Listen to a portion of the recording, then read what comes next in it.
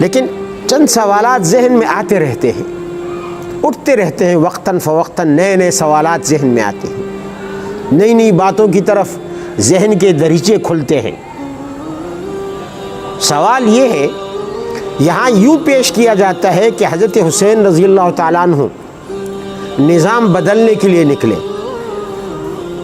حضرت حسین رضی اللہ تعالیٰ عنہ حکومت وقت کے خلاف بغاوت کر کے نکلے، اس لیے کہ نظام غیر اسلامی تھا، اس لیے کہ حکمران شرابی تھا، کبابی تھا، اسلام کے احکام کو بدلنے والا تھا، اور اس کے ان اقدامات کی وجہ سے اس کے خلاف خروج فرض ہو گیا تھا۔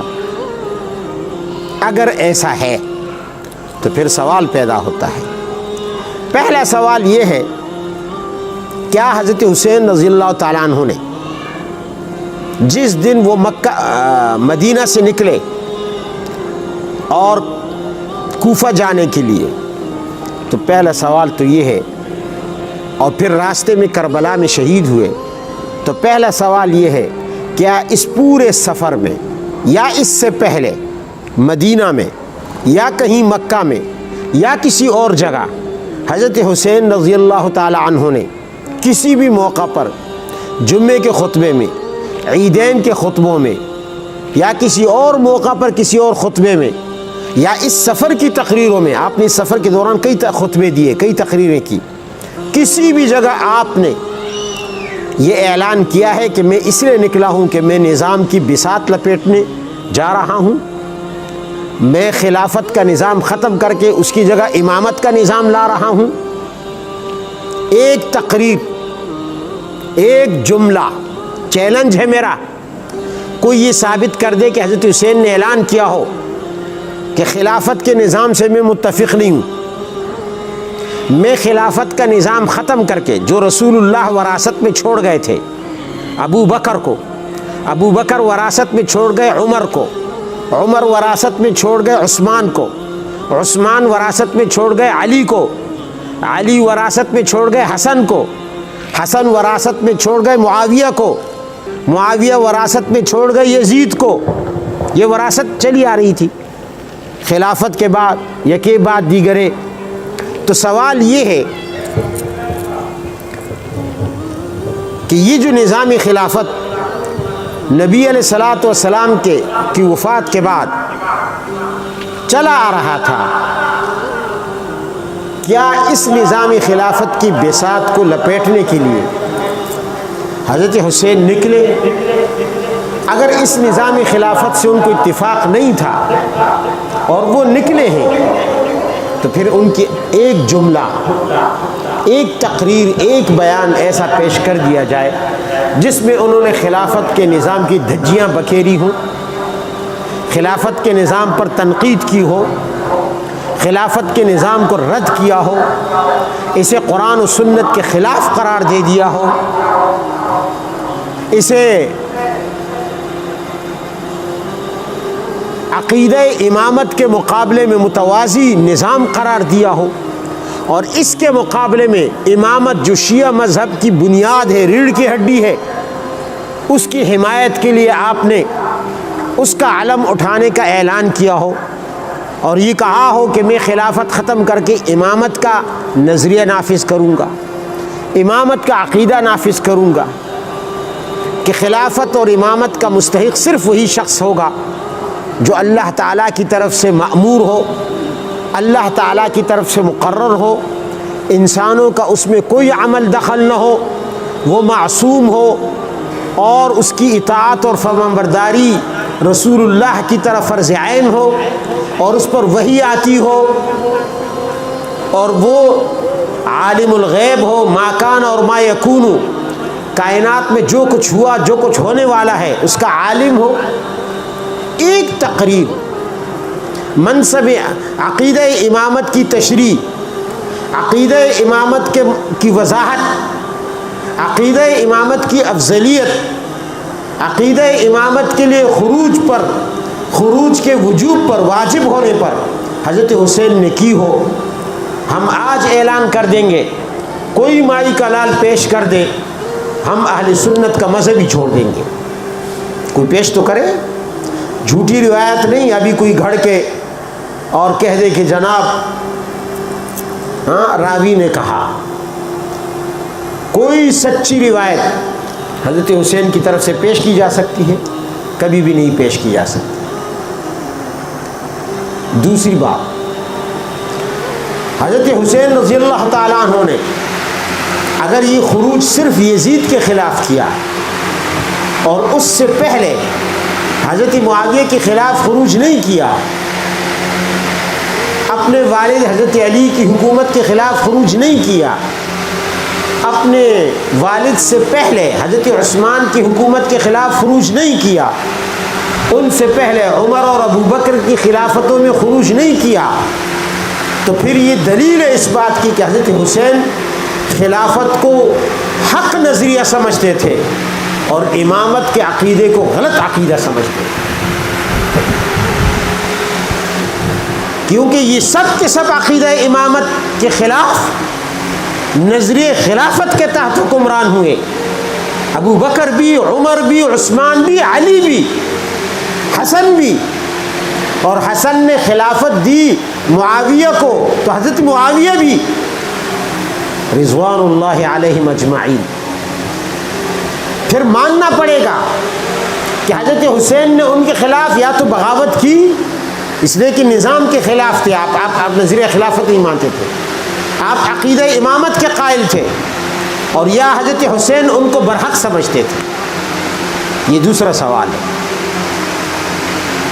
تیسرا سوال یہ ہے کہ حضرت حسین رضی اللہ تعالیٰ عنہ اگر یزید کے خلاف اس لیے نکلے تھے کہ اس کے خلاف نکلنا فرض ہو گیا تھا، اس نے دین بدل دیا، احکام بدل دیے، یہ کر دیا وہ کر دیا، تو سب سے پہلے یہ مہم، یہ تحریک،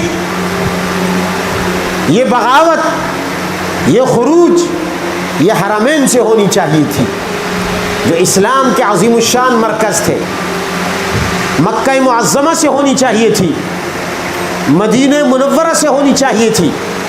اگر حضرت حسین اپنی حکومت کے لیے نکل رہے تھے، یزید کا تختہ الٹنے کے لیے نکل رہے تھے، پورے عالم اسلام میں ان کو صرف کوفہ نظر آیا؟ یہ ایک سوال ہے۔ کیا عالم اسلام صرف کوفہ تک محدود تھا؟ کیا مدینہ میں مسلمان نہیں تھے؟ کیا مکہ میں مسلمان نہیں تھے؟ کیا مدینہ اور مکہ یہ اسلام کے بنیادی مرکز نہیں تھے؟ سوال یہ پیدا ہوتا ہے کہ حضرت حسین نے اپنی تحریک کا آغاز مکہ اور مدینہ سے کیوں نہیں کیا؟ وہاں کے لوگوں پر حضرت حسین کی بیعت لازم نہیں تھی؟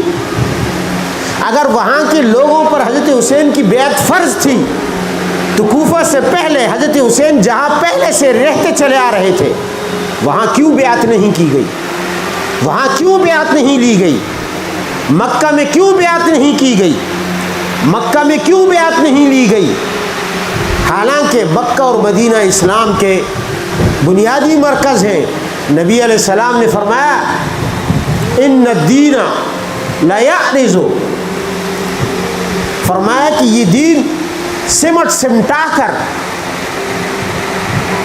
حرم شریف میں اس طرح سکڑ جائے گا اور اس طرح پلٹ کر آئے گا جس طرح کہ سانپ اپنے بل کی طرف سکڑ کر آ جاتا ہے، سکڑ کر اپنے بل میں آ جاتا ہے اور بل کے اندر چھپ جاتا ہے۔ اسی طرح اسلام بھی مدینہ کی طرف آئے گا آخری زمانہ میں۔ تو مدینہ تو وہ جگہ ہے جس کے لیے اللہ کے نبی نے فرمایا کہ مدینہ کی مثال لوہار کی بھٹی کی طرح ہے جو لوہے کے زنگ کو صاف کر دیتا ہے۔ لوہے کے اوپر لوہار کی بھٹی میں جو آگ جلتی ہے جس دھونکنی سے، اس میں اگر لوہا دے دیا جائے، لوہا ڈال دیا جائے، مجال ہے کہ ایک ذرہ زنگ کا باقی رہے۔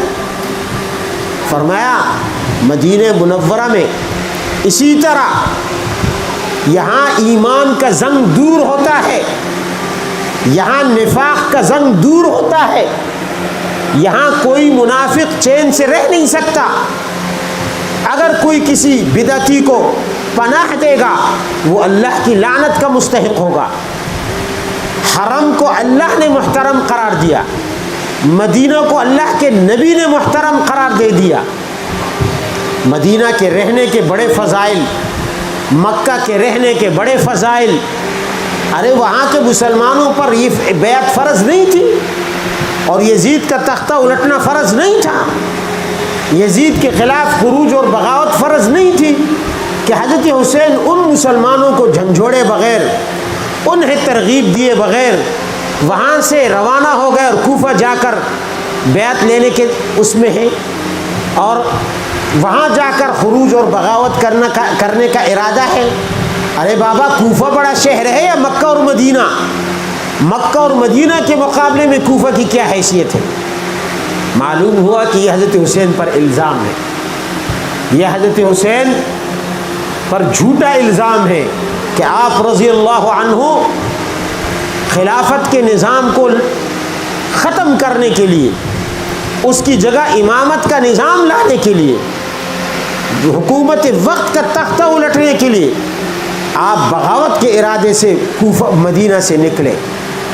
پھر عالم اسلام کے اور بڑے شہر ہیں، یمن ہے، مصر ہے، صحابہ کرام نے اسے فتح کیا، اور سن 33 ہجری میں تو افغانستان تک مسلمان فاتحین پہنچ گئے، کابل فتح کر لیا حضرت عبد الرحمن ابن سمرہ رضی اللہ عنہ کی قیادت میں۔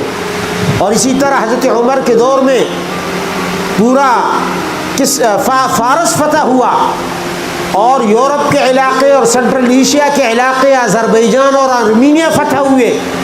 ہر جگہ مسلمان، ہر جگہ صحابہ، سندھ اور ہند تک پہنچ گئے، چین تک پہنچ گئے، افریقہ فتح کر لیا۔ سوال یہ ہے کہ پورا عالم اسلام، کیا ان پر یہ بغاوت فرض نہیں تھی؟ حضرت حسین نے پورے عالم اسلام کا دورہ کیوں نہیں کیا؟ اپنے نمائندے کیوں نہیں بھیجے؟ خود اگر نہیں جا سکتے تھے، ان کا بہت بڑا خاندان تھا، اس خاندان کو بھیج دیتے، افراد کو مختلف شہروں میں، کہ بھائی اس حکومت کے خلاف، اس نظام کے خلاف بغاوت فرض ہے، سب کا نکلنا۔ یہ اگر کوئی نہیں نکلے گا تو قیامت میں مجرم ہوگا۔ حضرت حسین رضی اللہ عنہ اس انداز سے میدان میں کیوں نہیں آتے؟ اگر آپ کا مقصد یزید کے خلاف بغاوت کرنا تھا، اور یہ بغاوت آپ کے ذہن میں فرض تھی، تو پورے عالم اسلام کو ساتھ لے کر جانا چاہیے تھا۔ کیا وجہ ہے؟ ایک اور سوال اٹھتا ہے کہ چلو اگر سب نہیں جا سکتے تو کوفہ نہیں، مکہ اور مدینہ کے اندر چوٹی کے صحابہ کرام موجود ہیں، خود حضرت حسین کے رشتہ دار صحابہ کرام موجود ہیں۔ عبداللہ بن عباس کون ہے؟ یہ حضرت حسین کے اپنے سگے رشتہ دار ہیں۔ عبداللہ بن زبیر کون ہے؟ رسول اللہ صلی اللہ علیہ وسلم کے پھپھی حضرت صفیہ کی اور حضرت زبیر کی اولاد سے، پھپھا کی اولاد ہیں، اور ان کے بھتیجے حضرت صفیہ کے۔ تو سوال یہ ہے، آپ کے اپنے خاندان کے لوگ، آپ کے اپنے قریشی، آپ کے اپنے بنو ہاشم، آپ کے اپنے گھر کے لوگ، آپ نے ان سے بیعت کیوں نہیں لی؟ آغاز تو ان سے کرنا چاہیے تھا۔ بھائی اگر عبداللہ بن عباس بیعت کر لیں، عبداللہ بن عمر بیعت کر لیں، بڑے بڑے صحابہ بیعت کر لیں، عشرہ مبشرہ میں جو زندہ ہے وہ بیعت کر لیں، تو پھر پورے عالم اسلام آٹومیٹک حضرت حسین کی ہاتھ پر بیعت کرتا، جنگ کی بھی ضرورت نہ ہوتی، یزید کے ساتھ کون ہوتا؟ اس کے باوجود ان بڑے بڑے صحابہ میں سے کسی نے حضرت حسین کی بیعت نہیں کی۔ یزید کے خلاف نکلنے کے لیے حضرت حسین کا ساتھ نہیں دیا۔ یہ سوالات تو ہیں۔ حضرت حسین نے کسی ایک تقریر میں ان بڑے بڑے صحابہ کرام کے خروج نہ کرنے پر، ان کے ساتھ سفر میں نہ نکلنے پر، ان کی بیعت نہ کرنے پر کسی بھی ایک تقریر میں ان کی مذمت نہیں کی۔ پھر شام، ٹھیک ہے حضرت معاویہ کی حکومت تھی شام میں، لیکن ظاہر ہے کہ شام کے تمام لوگ تو ایسے نہیں ہوں گے۔ حضرت حسین رضی اللہ عنہ سے محبت عقیدت کیا تمام لوگوں کے دلوں سے نکل گئی؟ ایسا گمان ہم خیر القرون کے اس دور کے لوگوں سے کیسے کر سکتے ہیں؟ ان کے بارے میں کیسے یہ گمان رکھ سکتے ہیں کہ انہوں نے پورے شام نے اجماعی طور پر، پورے مصر نے اجماعی طور پر، پورے بیت المقدس اور جس کو حضرت عمر نے فتح کیا تھا وہاں کی بھی مسلمانوں نے، اور جو اس وقت کا شام تھا، لبنان وغیرہ، یہ جو آج الگ علاقے ہیں، اردن، ان تمام مسلمانوں نے حضرت حسین کا ساتھ نہیں دیا۔ کیوں نہیں دیا؟ دنیا میں ایک کوفہ ہی شہر رہ گیا تھا۔ تو بات یہ ہے کہ یہ سب افسانے، معلوم ہوا کہ یہ جھوٹے افسانے گڑھے گئے ہیں۔ اس دور کی پوری امت کو متہم کرنے کے لیے نظام خلافت کو نشانہ بنایا گیا، نظام خلافت کو بدنام کرنے کے لیے، تاکہ اس کی جگہ امامت کو لایا جائے، تاکہ اس کی جگہ ایک باطل نظریے کو جگہ دی جائے مسلمانوں کے ذہن میں، اور رسول اللہ کے اس مقدس مسند کو بدنام کر دیا جائے۔ اس وقت کے حکمرانوں کے خلاف جھوٹے پروپیگنڈے کر کے، جھوٹی روایتیں وضع کر کے، جھوٹی کہانیاں گھڑ کر، جھوٹے افسانے گھڑ کر ان کو بدنام کیا جائے اور ان کے کارناموں کو چھپایا جائے جو انہوں نے فتوحات کے حوالے سے اسلام کے غلبے کے لیے کی ہیں اور انہوں نے ملکوں کو فتح کیا۔ ان کارناموں کو ان پروپیگنڈوں کی آڑ میں دفن کر دیا جائے تاکہ امت، آنے والی امت، وہ نظام خلافت سے بدظن ہو اور کبھی خلافت کے قیام کا فائدہ نہ لے، نعرہ نہ اٹھائے، کبھی خلافت کے قیام کا سوچے بھی نہ۔ اس وجہ سے یہ سارے افسانے گھڑے گئے ہیں، اور پھر آہستہ آہستہ عقیدہ امامت کو، جس کے بارے میں چند الفاظ میں نے کہے، اس کو سامنے لا کر ایک متوازی نظریہ پیش کیا گیا۔ وہ بھی چل نہ سکا، 12ویں تک 11ویں تک بمشکل چلا سکے، اور 12ویں کے بعد اس کو بھی دفن کرنا پڑا، اور طرح طرح کے بہانے تراشے گئے، طرح طرح کی دلیلیں گڑھی گئی اپنے لیے، لیکن وہ ایک ناکام نظریہ، ایک غیر الہامی، ایک غیر آسمانی نظریہ، ایک غیر حقیقی نظریہ تھا، ناکام ہوا اور 11ویں کے ساتھ وہ دفن کر دیا گیا۔ تو میں عرض کر رہا تھا کہ اس لیے یہ جو آج کل ہمیں کہانیاں گھڑ کر سنائی جا رہی ہیں، افسانے گھڑ کر سنائے جائیں، جس دور کو نبی علیہ السلام نے خیر القرون قرار دیا ہو کہ یہ زمانوں کا سب سے بہترین زمانہ ہے، ان واقعات اور پروپیگنڈوں کو دیکھ کر نبی علیہ السلام کی بات ہمیں جھوٹ لگنے لگتی ہے کہ یہ تو خیر القرون نہیں، یہ تو بہترین زمانہ نہیں، یہ تو شر القرون ہے، جس کے اندر اتنے بڑے بڑے ظلم کیے گئے۔